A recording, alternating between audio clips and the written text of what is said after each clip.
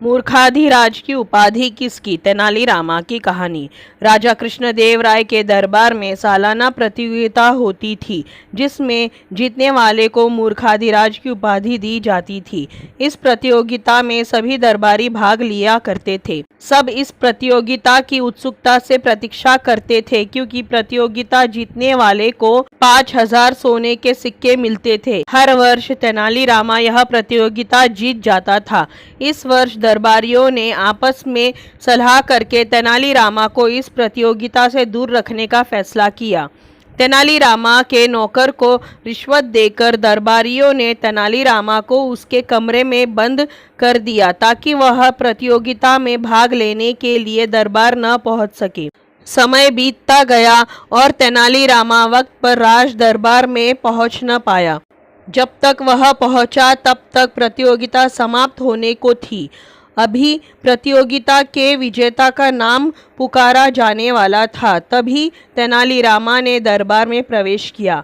महाराज ने उससे पूछा, क्या हुआ तेनाली, तुम्हें इतनी देर क्यों हो गई? तुम तो प्रतियोगिता में भी हिस्सा नहीं ले पाए। तेनालीरामा ने महाराज को बताया कि उसे 100 सोने के सिक्कों की बहुत ज़रूरत थी। उन्हीं का इंतज़ाम करने में उसे देर हो गई। अगर तुमने इस प्रतियोगिता में भाग लिया होता तो तुम अवश्य ही जीत जाते और फिर तुम्हारी पैसों की समस्या भी सुलझ जाती। महाराज बोले, तुमने बहुत बड़ी बेवकूफ़ी की है। तेनालीरामा को चिढ़ाते हुए महाराज बोले, तुम बहुत बड़े मूर्ख हो तेनाली। मैं वास्तव में मूर्ख हूँ महाराज, तेनालीरामा दुखी स्वर में बोला।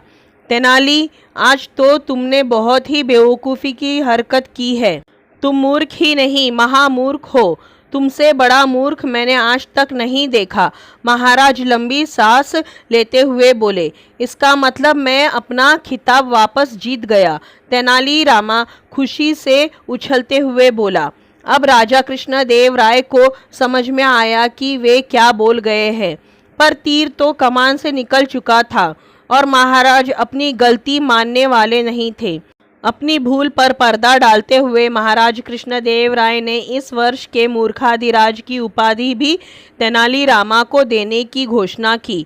सभी दरबारी चकित थे, पर महाराज के सम्मुख कुछ कहने का साहस किसी में न था। शिक्षा, मॉरल ऑफ द स्टोरी।